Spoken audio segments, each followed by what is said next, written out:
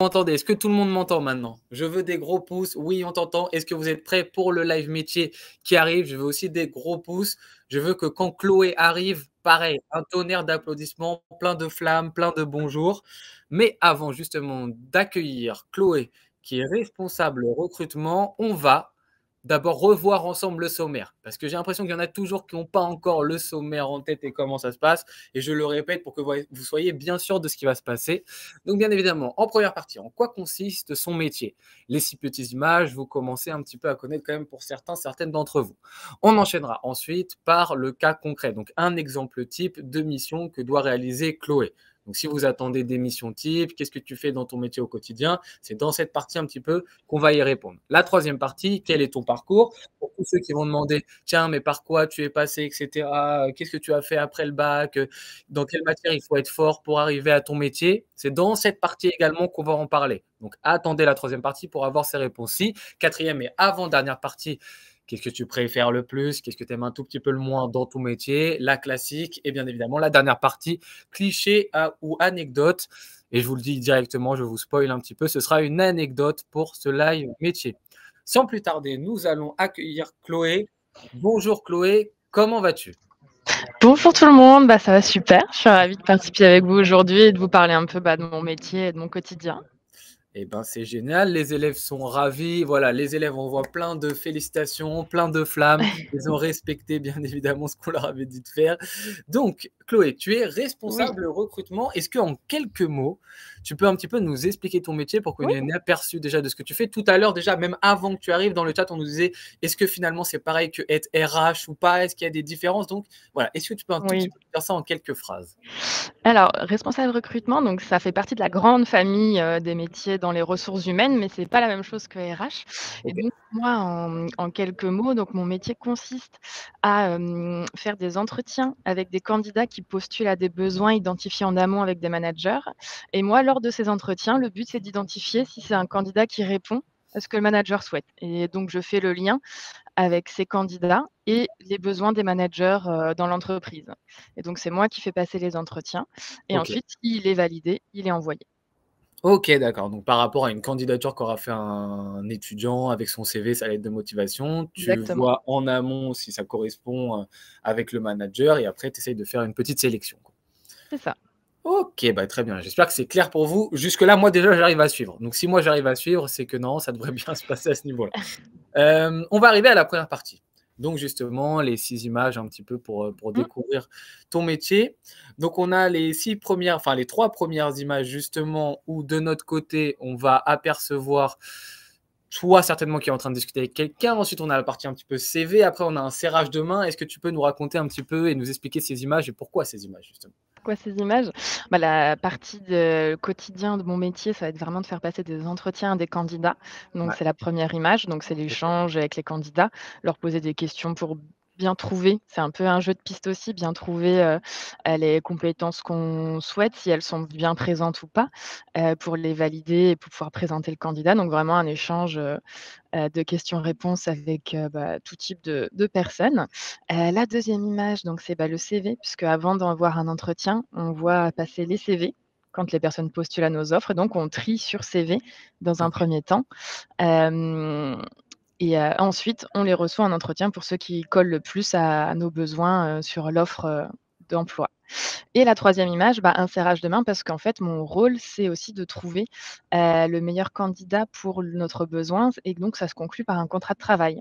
Donc c'est, vraiment moi, je réunis 2 parties qui sont en besoin, une personne qui cherche un travail et une personne, Mmh. un manager qui cherche, un nouvel employé et moi, mon but, c'est de les réunir et de les faire conclure avec le meilleur profil à un contrat de travail, d'où le OK. serrage de main.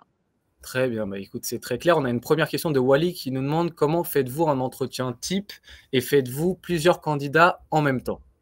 Alors, il y a la possibilité de faire plusieurs candidats en même temps. Ça, c'est un type d'entretien particulier. Nous, c'est pas ce qu'on pratique là où je travaille. Donc, OK. un entretien type, c'est dans un premier temps un temps de parole, un temps libre au candidat pour qu'il puisse se présenter. Et là, c'est important de mettre en avant son parcours, ses motivations.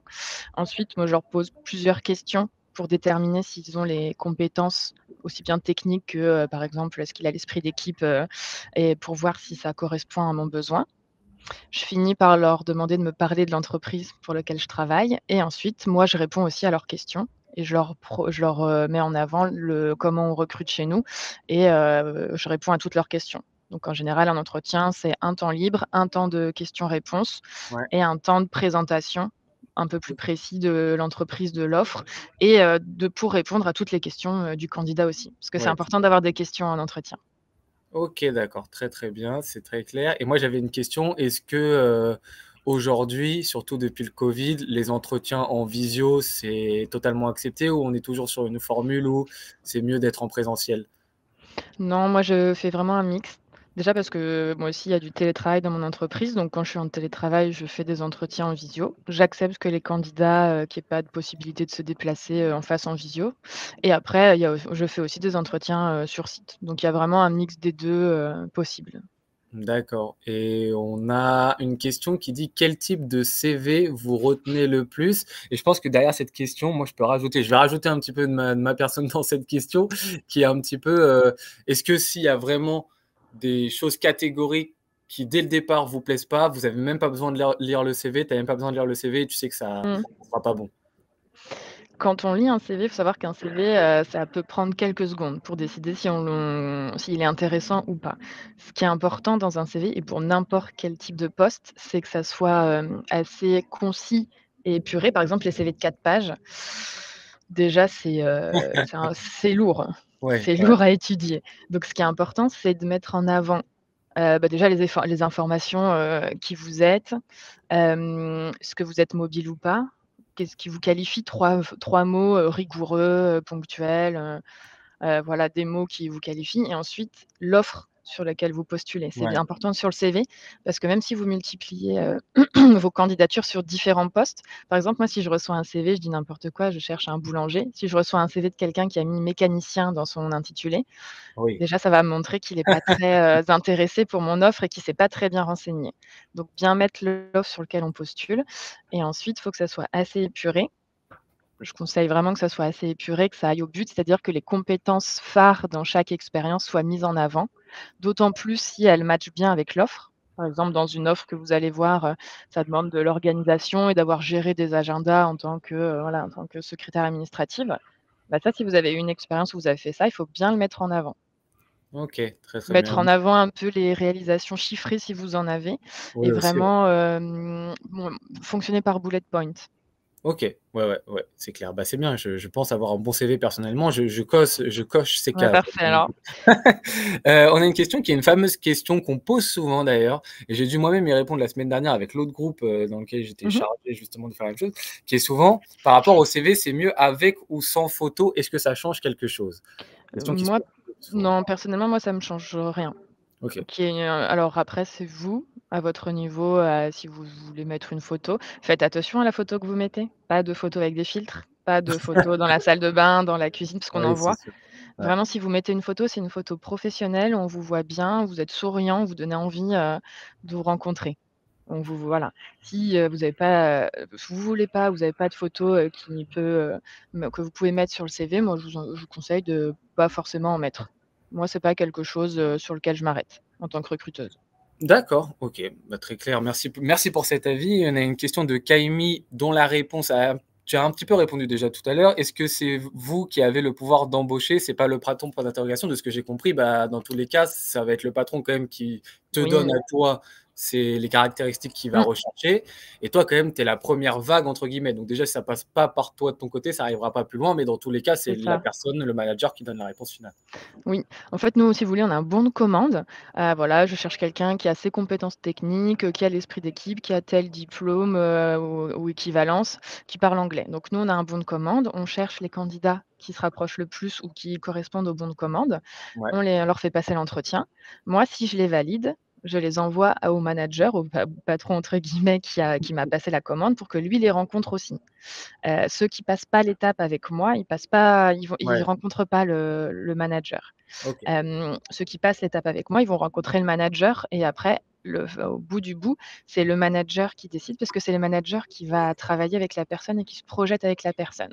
Par contre, moi, j'ai quand même, je peux discuter avec le manager des fois sur, certains aspects. Quand il se questionne sur 2 candidatures, c'est lui qui tranchera, mais je peux mettre en avant certaines Mmh. candidatures ou certaines, caractéristiques que j'ai trouvées, c'est chez un candidat et pas chez l'autre, par exemple, si on doit, comparer 2 personnes. Mais au bout du bout, c'est le manager et donc la Oui, personne qui travaillera tous les jours oui, avec c'est ça. la personne embauchée qui décidera. OK, bah, très bien. J'espère que ça répond bien à la question cette fois-ci. Je pense que c'est très, très clair et pour les 3 photos du bas, quels ont été les choix et à quoi ils correspondent? Alors les 3 photos du bas, ça correspond un peu à une journée type, voilà l'activité que je peux avoir tous les jours. Bah, la première photo, voilà, c'est, une équipe qui prend un café. Faut savoir qu'en tout cas, nous, là où je travaille, c'est très important l'esprit d'équipe. On se soutient beaucoup et les moments informels en équipe sont très importants aussi. Et donc là, bah, la pause café du matin, c'est un moment un peu rituel, qui est très important pour commencer la journée, de bon pied. Puis ça arrive qu'on parle aussi de certaines problématiques professionnelles, ou qu'on demande l'avis d'un collègue sur tel ou tel sujet et des fois, c'est au café que ça se fait aussi et donc on peut trouver des solutions, sur ces moments informels. La deuxième image, bah, voilà, c'est une image, d'entretien, d'échange. Ouais, Voilà, moi souvent quand je suis en entretien, je suis comme sur la photo avec le CV de la personne et l'ordinateur pour écrire mes notes et en OK. face, bah, il y a le candidat, donc c'est une grosse partie aussi de mes journées et en troisième image, donc on a quelqu'un au téléphone devant un ordinateur. Donc sur ce métier, il y a aussi une bonne part, de gestion un peu administrative, que ça soit, après un entretien, voilà, il faut faire un compte rendu d'entretien pour proposer le candidat au manager, donc beaucoup d'aspects rédactionnels, mais aussi appel avec les candidats. Il faut gérer, les candidats, bah, soit, on les refuse, donc il faut Ouais. les appeler pour leur indiquer qu'on ne continue pas avec eux et leur expliquer pourquoi, pour leur donner de Et la ça, visibilité. c'est dur un petit peu, non? C'est la partie qui est un peu dure, Ouais, mais moi je me dis que c'est la partie aussi où on peut aider les gens en leur disant: «Bah, là, peut-être renseignez-vous plus ou préparez mieux votre entretien pour la prochaine fois» et comme ça, il rebondira mieux, sur une autre offre. Mais c'est pas la ouais, partie la plus plaisante. c'est Mais il ça. y a aussi des appels où on fait des offres à nos candidats, «Vous avez été validé par le manager, on vous fait une offre, est-ce que vous acceptez?» Donc il y a une bonne partie gestion, aussi, bah, au téléphone, par mail et rédactionnel de compte rendu. Donc c'est un peu voilà, c'est grosso modo comment se déroulent mes journées et c'est les moments phares de mes journées. Très bien, très bien. On a une question de Ilan qui nous demande: «Quels types d'études sont le plus valorisés lors de votre recrutement?» Je pense que ça dépend un petit peu des types de jobs que vous recherchez. Oui, c'est très, très, varié. Moi, je travaille pour un groupe bancaire. Donc en fait, sur les métiers que je recrute, c'est pas enfin, il y en a aucun pareil. Donc ça dépend vraiment de la spécialisation que vous allez avoir. Peut-être grosso modo dans le secteur bancaire, moi je travaille sur des métiers, spécifiques, mais pour les métiers du réseau bancaire grand public, c'est-à-dire les conseillers que vous allez voir dans les agences bancaires. Quand vous Mmh. allez, à l'accueil, vous allez retirer de l'argent dans une agence, il y a des gens qui travaillent là. Et ces gens-là qui travaillent là, les 3 quarts, ils ont, des licences, professionnelles ou des masters spécialisés dans le secteur bancaire. Et donc OK. beaucoup de ces études se font en alternance et c'est très privilégié aussi, dans nos recherches, l'alternance. Oui, oui, l'alternance, bah, on le voit en plus, de plus en plus là dans les différents parcours qu'on fait cette semaine, que c'est vraiment une notion qui est de plus en plus mise en avant, contrairement à je trouve avant où justement l'alternance était un petit peu moins bien vu. Actuellement, c'est Mmh, limite, tout ça à coche fait. toutes les bonnes cases de faire une alternance, ouais. Oui, puis ça permet de rentrer dans une entreprise. Nous, Exactement. on recrute des personnes pour faire des alternances dès le niveau BTS et on peut les accompagner jusqu'en licence, jusqu'en master et jusqu'à un CDI. Donc c'est Ouais, aussi, une porte d'entrée sur le monde du travail. ouais, ouais, ouais, très, très bien et on a 2 questions. Alors une de Wally qui nous demande: «Combien de temps en général un processus de recrutement dure, de l'envoi Mmh. du mail jusqu'à la potentielle acceptation?» Et l'autre question que je te répéterai après si tu oublies, c'est: «Quels sont vos horaires au travail? Travaillez-vous aussi chez vous?» Point d'interrogation. Mmh. Alors pour un processus de recrutement, donc à partir du moment où, on va dire vous postulez à l'annonce et on vous recontacte et à partir du moment où on peut en effet vous proposer, le poste, en moyenne et ça c'est les dernières études et c'est aussi vérifié moi dans mon activité, c'est 4,5 semaines. Mais OK, ça c'est sur des processus, par exemple, je sais que sur l'alternance ou les stages, ça peut être plus court. Ça c'est sur un d'accord. recrutement CDI. Donc OK. ça peut aller jusqu'à 4 semaines et demie, entre le moment où, on prend contact avec vous parce que vous correspondez à l'offre et le moment où on peut vous faire une proposition sur, l'offre en question. OK, Et d'accord. pour la deuxième question, donc oui, je travaille de chez moi, parce qu'on a du télétravail. Et ce qui est pour mes horaires, donc moi, je suis au statut cadre et je suis à 39 heures. Donc je suis à 39 heures. 39 heures Ouais. semaine, voilà. OK, très, très bien. Beh, écoute, c'est très clair et là-dessus, je pense qu'on peut passer à la prochaine partie. Justement, prochaine partie qui a un cas concret. Donc bien évidemment, ta mission, on l'a bien compris, principale, c'est recruter des profils en fonction des besoins opérationnels, donc des besoins des gens qui vont travailler avec la personne que tu vas recruter. Et C'est donc ça. justement, est-ce que tu peux nous expliquer un petit peu les problèmes, auxquels tu vas devoir faire face et quelles Mmh. solutions tu apportes à ces problèmes? Alors le problème qu'on fait face, c'est que on est plusieurs groupes bancaires et on recherche les mêmes profils. Donc il va falloir que sur certains profils, il y a des profils qui sont pénuriques sur le marché du travail actuellement. Donc les quelques profils, qui sont actuellement, ils vont être sollicités par, toutes les entreprises du secteur bancaire. Donc actuellement, les problèmes qu'on rencontre, c'est que, le marché de l'emploi est un peu tendu. OK, Il y a beaucoup de candidats OK, qui recherchent la même chose et il y a beaucoup d'entreprises qui recherchent, les mêmes candidats. OK. Et Et donc ça pour les crée quelque chose de solutions, saturé un petit peu, c'est ça? oui, oui, il y a un peu une saturation, il y a une saturation en fait. D'un côté, il y a des profils qui sont très pénuriques et qu'on a beaucoup de mal à trouver et à attirer, et d'un autre côté, il y a, des profils où pour une offre, on va avoir beaucoup de profils, mais en fait, à côté, on va voir aussi toutes les autres entreprises du secteur bancaire qui vont recruter le même profil.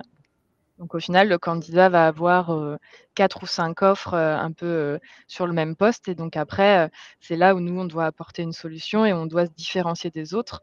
Donc pour répondre à ça, on met en avant notre entreprise et son attractivité par plein de choses différentes, les avantages qu'on propose chez nous et puis aussi, tout ce qui est, responsabilité sociétale et environnementale, les actions, engagées et engageantes que notre entreprise peut avoir. C'est des choses qu'on met en avant pour attirer les profils, sur le marché, et on fait également ce qu'on appelle la chasse. En OK. recrutement, quand on chasse, notamment sur LinkedIn, c'est-à-dire qu'en fait, par mots-clés, on va chercher des profils. Ouais. Par exemple, on va venir sur, mon exemple, je vais chercher un plombier qui sait, changer, les douches, les baignoires et un certain type de tuyauterie spécifique. Bah, dans ma recherche, je vais mettre, plomberie, douche, baignoire, réparation, et s'il y a un nom de tuyau, je vais mettre le nom de tuyau. Et du coup, là, je vais avoir tous les profils qui ont mis ces mots-clés dans leur CV et donc qui vont potentiellement m'intéresser pour mon besoin et que je vais aller solliciter directement en leur disant: «J'ai une offre chez moi, est-ce que ça vous intéresserait? Est-ce qu'on peut échanger?» Donc c'est ça D'accord. la chasse LinkedIn, c'est pour aller chercher des profils qui ne viennent pas directement à nous, mais qui Ouais. potentiellement sont, ouverts à changer d'entreprise. Et ça arrive souvent que tu aies à faire de la chasse? Alors, nous, on attire beaucoup, mais ça m'est arrivé déjà sur quelques offres de faire, des chasses, oui. OK. OK, OK, très bien. On a une question de Arnaud qui nous dit qu'il a pas bien compris encore la différence entre RH et responsable recrutement. Si j'ai bien compris, c'est que RH, ça englobe un plus large panel dans lequel à l'intérieur il y a le Oui. recrutement. En fait, les ressources humaines, donc c'est un énorme, cercle où dedans il y a plein de petits cercles, dont le recrutement. Mais si on parle de responsables, ressources humaines, par exemple, dans les entreprises, il y a des responsables ressources humaines. Donc c'est des personnes peut-être qui vont avoir une partie recrutement, mais en tout cas, le gros de leur métier, ça va être la gestion de carrière. C'est-à-dire qu'en interne, ils vont gérer les salariés. Donc déjà, ils vont gérer les problématiques des salariés, techniques, concrètes, tickets Mmh. restaurant, mais aussi donc la gestion de carrière, c'est ce qui est, quand on veut évoluer. Quand vous êtes dans une entreprise et que vous voulez changer de travail, évoluer, faire une formation, vous avez besoin d'un accompagnement spécifique quel qu'il soit, ça sera donc le responsable aux ressources humaines qui va gérer ça. Moi, D'accord. sur la partie responsable recrutement, on ne va gérer que et uniquement que le recrutement de candidats qui ne sont pas déjà dans l'entreprise. Donc ce Ah sera oui, des oui. candidats externes à l'entreprise. OK. Et donc dans le grand monde des RH, donc la responsable recrutement, c'est une petite bulle, dans les ressources humaines où vous avez énormément de fonctions. Ouais. Vous pouvez vous spécifier en formation aussi, Oui. ça fait partie des ressources humaines, en paye, gestionnaire paye, donc recrutement. Il y a aussi tout ce qui est, juriste, droit social, Tout ce qui est, campus management, s'occuper de l'alternance, Ouais, recruter les alternants, recruter les stagiaires, donc tout ça, ça fait partie, du grand monde, donc des derrière. ressources humaines. Il y a une partie aussi IT, donc dans le SIRH on a aussi une partie IT en RH, donc c'est vraiment très, très vaste et ça permet de ne pas C'est vous sûr, il y a ennuyer. plein de métiers différents et on a une autre question de Romain Oui. qui nous demande: «Y a-t-il déjà eu des personnes que vous connaissez à un entretien et qu'est-ce que vous devez faire si c'est le cas?» Alors, ça m'est jamais arrivé, mais si sur CV, je vois le CV de quelqu'un que je connais, je le passerai à un collègue en lui demandant de le faire l'entretien à ma place pour pas qu'il y ait de conflit d'intérêts.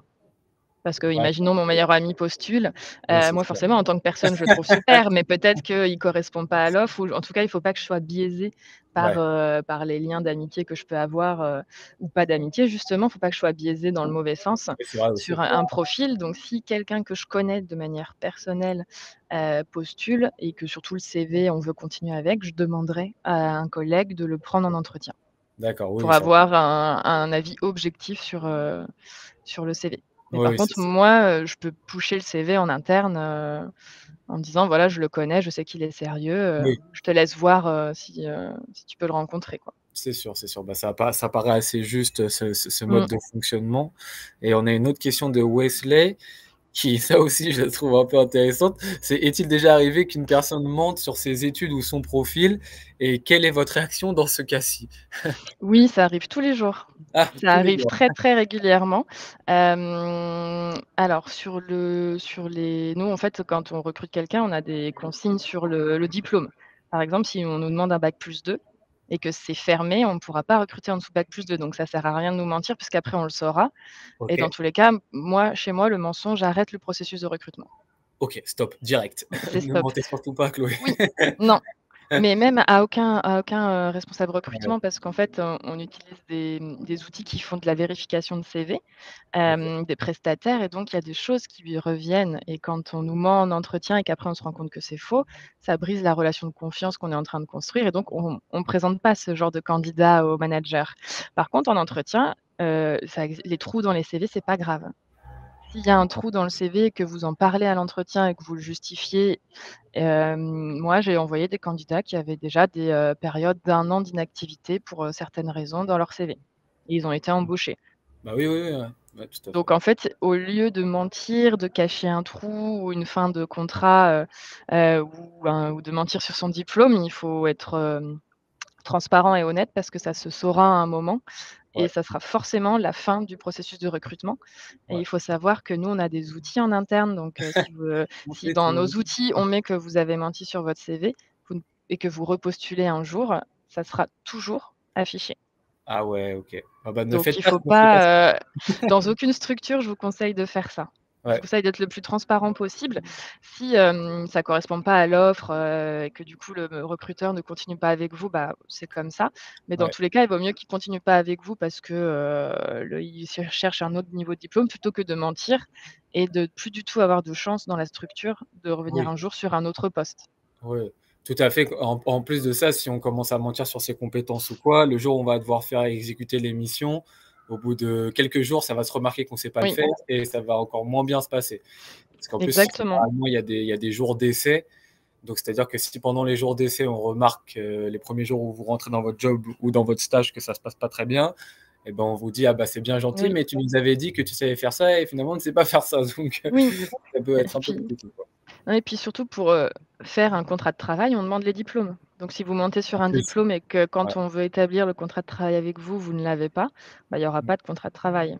Exactement, exactement et surtout, moi je pense que ce qui est important aussi des fois de dire, c'est que même une année où vous avez pris une année, ce qu'on appelle une année «sabbatique» Mmh, entre guillemets, ça peut être aussi une année d'expérience. C'est-à-dire que pendant bien cette sûr, année-là, vous avez forcément fait des choses, vous avez peut-être voyagé, vous vous êtes peut-être mis à faire, je sais pas, un instrument de musique, vous avez peut-être découvert ou monté une chaîne, YouTube sur internet. Enfin, vous avez certainement fait quelque chose exactement. pendant cette année-ci et c'est à mettre en valeur. C'est pas parce que vous avez fait une Mmh, année «d'inactivité» entre guillemets que réellement vous avez rien fait et autant dire la vérité comme a dit Chloé, quoi. voilà et il faut le mettre en avant, il faut mettre en avant ce que vous avez appris et moi, par exemple, bah, j'ai un trou de 6 mois, dans mon CV. Bah, voilà, par exemple. Donc c'est pas grave, c'est OK, on explique ce qu'on a fait et c'est OK. Et c'est OK. Donc surtout, voilà, restez transparent en entretien, et sur vos CV. Très bien. Et on a une question de Ilan qui nous demande, lorsque 2 personnes qui ont un CV équivalent et qu'ils se présentent devant vous, comment vous faites pour choisir lequel des 2 sera pris et l'autre refusé?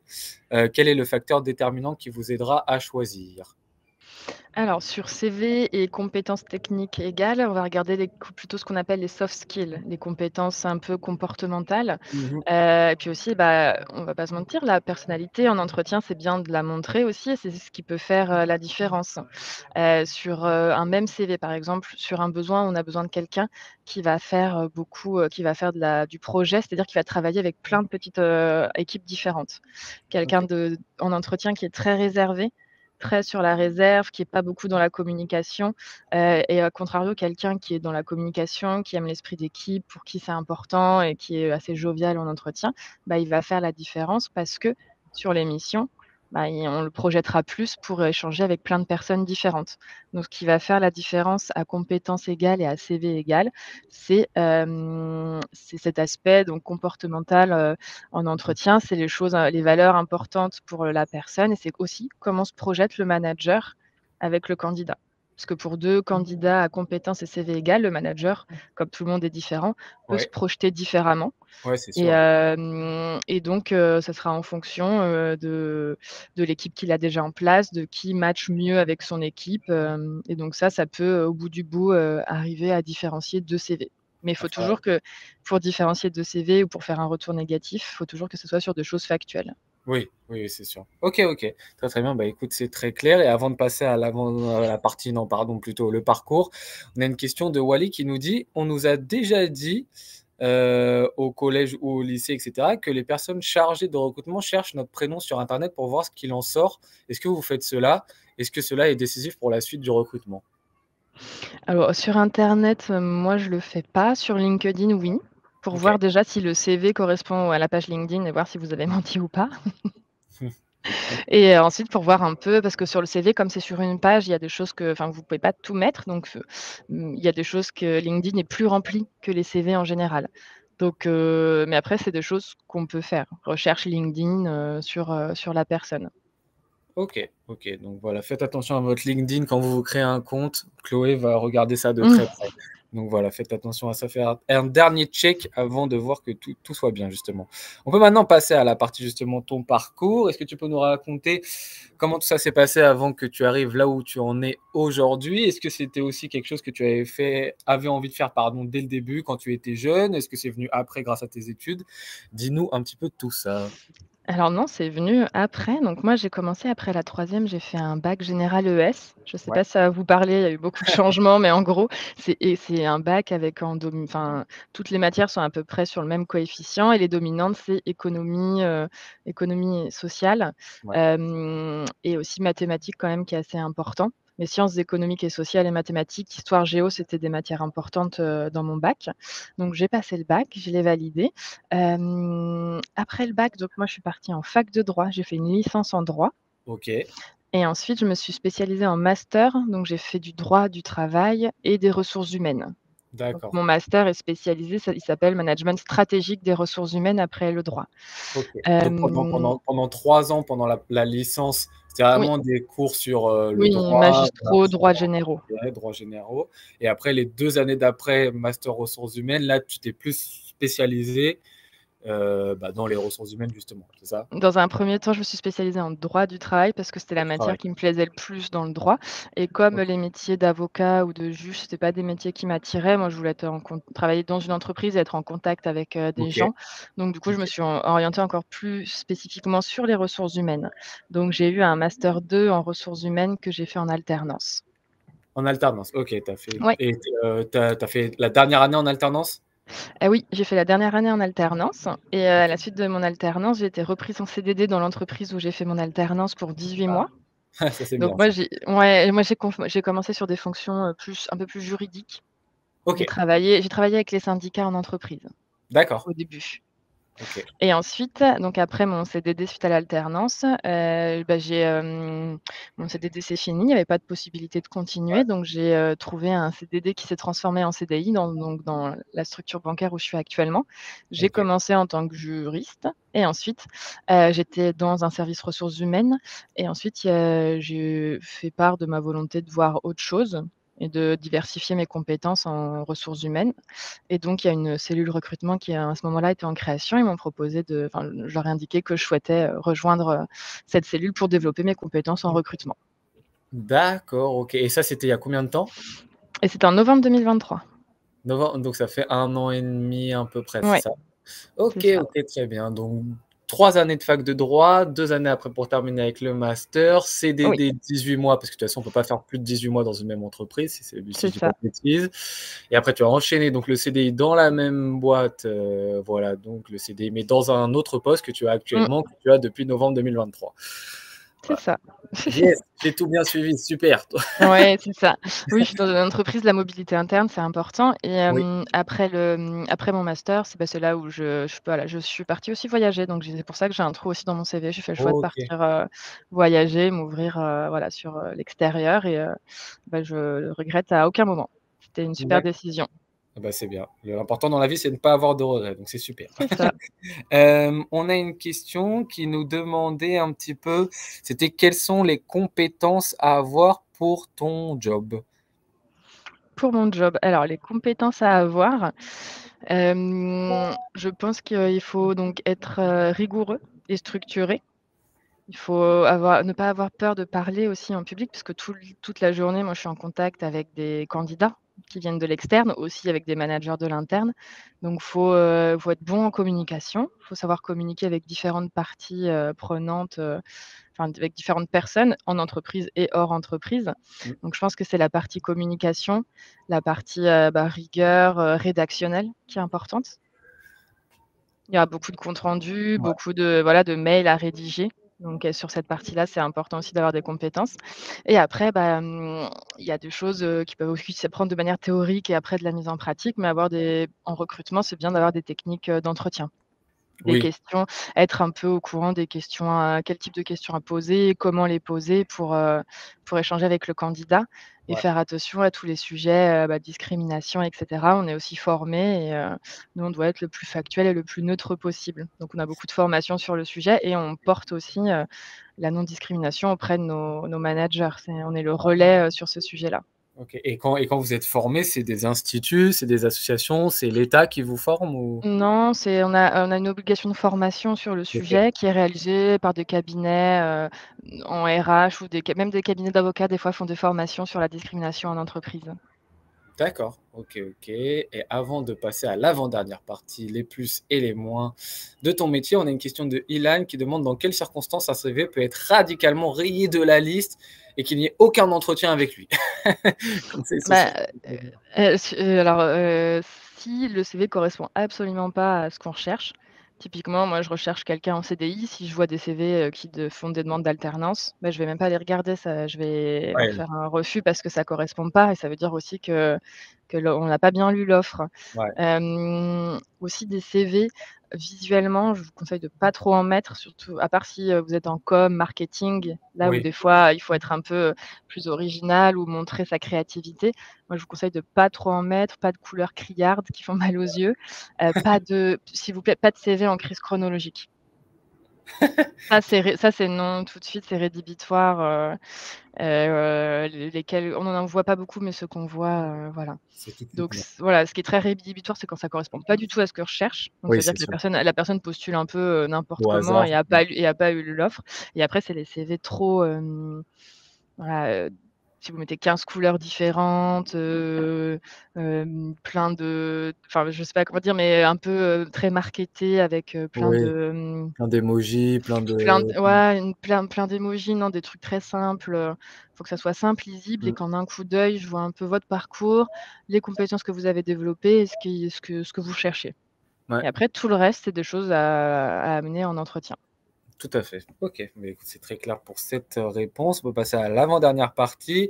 Ce que tu aimes le plus et ce que tu aimes un tout petit peu moins dans ton métier et tu peux commencer, je pense, par la partie un petit peu négative, comme ça on Un termine petit peu sur le négatif sur la positif. partie Ouais, positive? Ouais, ce que j'aime le moins dans mon métier, c'est la partie très administrative où, j'ai beaucoup de comptes rendus à rédiger, pour continuer après avec les candidats. Donc à chaque candidat que je rencontre, je rédige derrière un compte rendu. Donc ça, au bout d'un moment, ça peut être un peu chronophage. Ça fait partie du travail, il faut le faire, mais c'est pas la partie que je préfère. On en a parlé un peu tout à l'heure, la partie réponse, négative aussi, est pas toujours la ouais, partie la plus évidente. c'est sûr. Hem Même si des fois, ben, on peut pas prendre tout le monde et il y a des gens qui arrivent pas bien préparés à leur entretien et c'est comme ça, c'est comme les épreuves du bac ou autres, il faut bien se préparer pour ce moment-là, C'est sûr. mettre toutes les chances de son côté et si on le fait pas, bah, ça passe pas. Mais ça, c'est ce que j'aime un peu moins et ce que j'aime le plus, c'est le fait que j'ai beaucoup d'interlocuteurs, différents. Toute la journée, je rencontre des candidats, qui viennent d'horizons différents, qui me parlent de leur métier, qui me parlent de plein de choses, c'est intéressant, c'est instructif. En interne, j'échange avec beaucoup de managers sur des métiers que je connaissais pas, donc ça me permet d'avoir une belle vue d'ensemble. Donc en fait, vraiment ce que j'aime, c'est, la diversité de mes interlocuteurs et des gens avec qui je parle tout au long de ma journée. Et ce que j'aime aussi le plus, c'est permettre à des candidats, de nous rejoindre, de les embaucher et de les voir, s'épanouir, dans notre entreprise. C'est ça aussi le plus gratifiant, c'est de recruter des gens, de les mettre dans des endroits où ils s'épanouissent parce que ça correspondait bien à leurs, compétences et à ce qu'on cherchait et de les voir évoluer, chez nous, et de les croiser après à la cantine, c'est des choses, très gratifiantes. Ah bah, c'est sûr, quand tu dois appeler les gens pour leur dire: «Bonjour, vous êtes pris chez nous», ça c'est toujours un moment très Oui, sympathique à faire ça. oui, oui, c'est très sympa. Oui, oui, Ouais. c'est un moment, très sympa, puis on a une vraie plus-value. Concrètement, moi, je vois mon travail, hein, dans les gens que je recrute. Quand je les croise dans les couloirs, je vois physiquement mon travail, en fait. Bah, oui, oui, c'est sûr, c'est sûr. Tu arrives à voir directement, ton travail mis en œuvre avec une personne qui est à côté. Exactement. On a une question de Wally qui nous demande: «Avez-vous mis en place des facilités, aides d'inclusion pour les personnes en situation d'handicap, TDAH et cetera ou dyslexie pour le recrutement? Et êtes-vous un peu plus tolérante durant l'entretien ou la lecture du CV quand vous faites face à ça?» Alors, oui, c'est-à-dire qu'en fait, nous, les candidats qu'on va recevoir, on va pas les traiter de la même manière, qu'ils soient en situation de handicap ou pas. OK, C'est pas quelque chose qui sera décisif dans le processus de recrutement.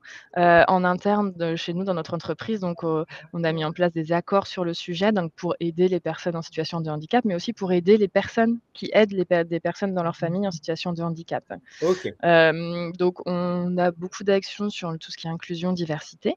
Et donc quand on passe un entretien, que la personne soit en situation de handicap ou pas, qu'elle souhaite me le dire ou pas, parce que c'est, OK, à la oui, libre discrétion des candidats, c'est sûr, ça ouais. rentrera pas en compte. Par contre, si c'est un handicap qui nécessite un aménagement de poste de travail, c'est bien Ouais, de le dire. Comme ça, nous, on peut tout mettre en place pour que si jamais on vous embauche, il y ait tout qui soit déjà là pour bien vous accompagner. C'est OK. important et donc et après, autre chose sur le CV, c'est à vous de décider de notifier ou pas qu'il y a que vous avez un RQTH ou un handicap. Hem, Ça dépend de ce que vous souhaitez, sachant que nous, c'est pas un élément, déterminant pour, «Ah non, ce CV, on le prendra pas». Nous, OK. on fera attention. La seule chose à laquelle on fera attention, c'est à l'aménagement de poste. Typiquement, on va recruter des personnes qui vont, par exemple, soulever des grosses charges, qui vont gérer les automates bancaires dans les agences.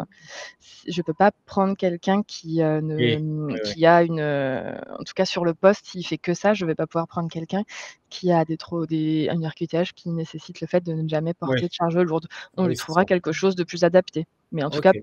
pas un poste où il portera. Oui, oui, où son handicap le freine totalement et Voilà, qu'il y a aucune possibilité de l'aménager exactement. pour qu'il puisse Mmh réaliser, ses missions, oui.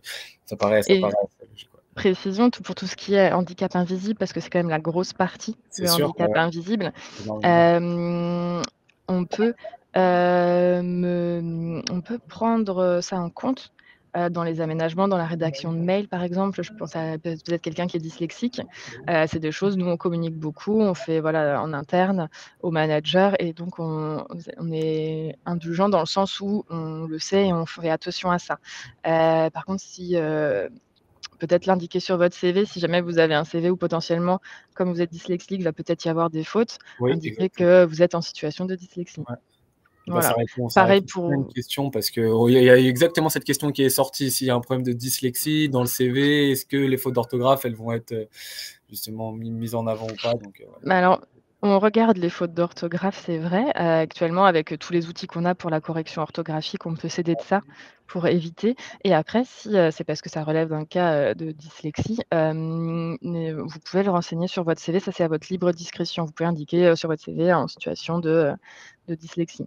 Mais en tout cas, si on ne le voit pas sur le CV et que vous nous l'indiquez quand même, derrière si on est amené à continuer avec vous, on informera, bah, vos managers et vos RH, pour que, par exemple, si vous devez rédiger des mails clientèle, bah, s'il y a des fautes, ce sera comme ça.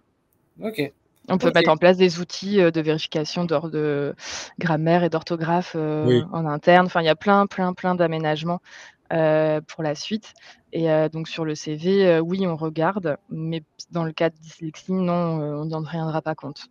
Ça marche, ça marche. Bah, écoute, c'est très, très clair et là-dessus, je pense qu'on peut passer à la dernière partie, qui est donc la partie cliché ou anecdote et comme on l'a dit tout à l'heure, on l'a déjà spoilé, pardon.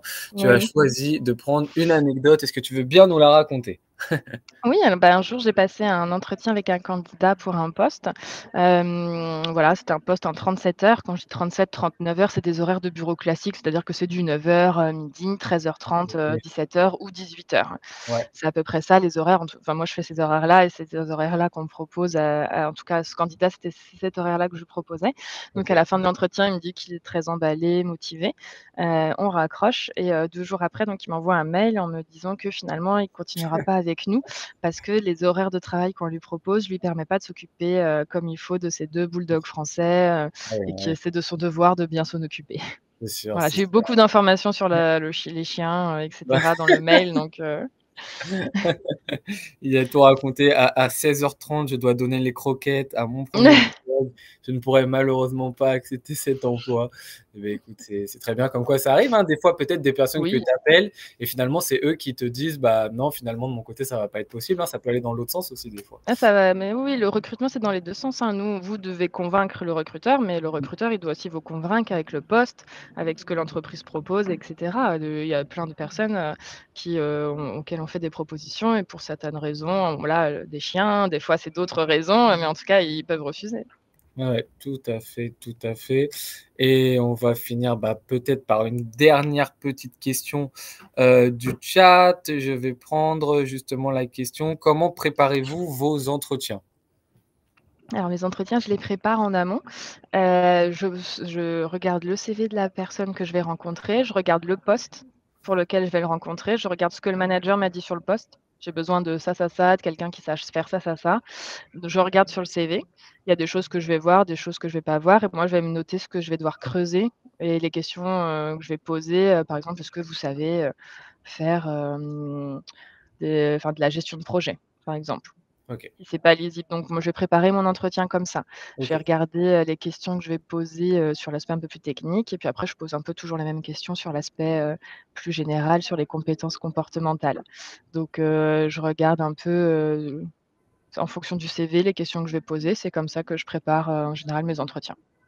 D'accord et bah, écoute, c'est très clair et là, on va vraiment faire la dernière question parce qu'elle est revenue plusieurs fois et plusieurs élèves veulent savoir, qui nous demandent: «Est-ce que ce serait possible de donner une fourchette de salaire sur votre emploi?»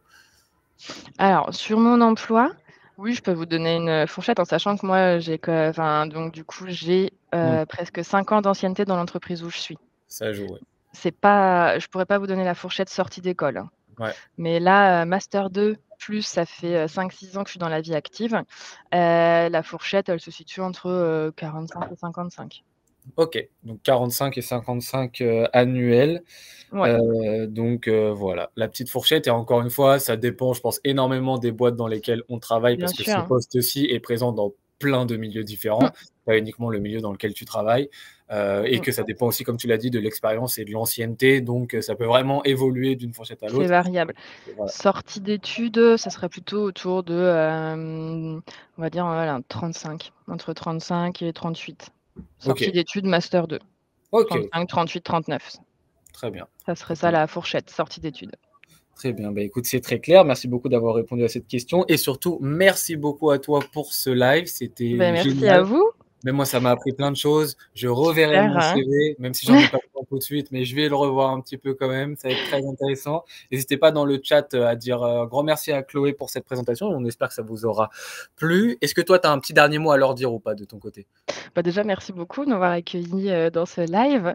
C'est toujours très agréable de parler de son travail. J'espère que, bah, ça a pu un peu plus vous projeter, que vous avez un peu mieux compris, le monde des RH et surtout du recrutement et que, voilà, ça vous a donné quelques conseils, le jour où vous serez sur le marché du travail, et que ça vous aidera en tout cas, je l'espère. Bah, très bien. On a du Enzo, du Romain qui disent merci, c'était super clair, et cetera. Ah bah, On a super, hein. Céline qui te fait un coucou. Voilà, qui te voit.